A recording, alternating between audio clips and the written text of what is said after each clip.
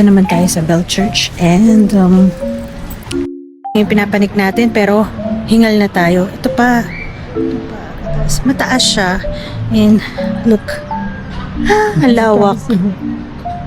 Kaya naman siguro natin yan. Buti lang hindi mainit, malamig ngayon pero hindi ganun kasing lamig na na-expect natin, kaya tayo naka jacket pero okay lang. At least na-experience natin dito sa Bell Church. And yes, ang ganda.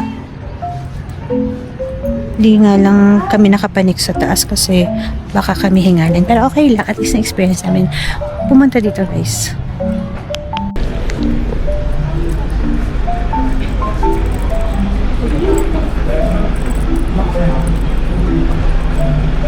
Saan tayo nakapark?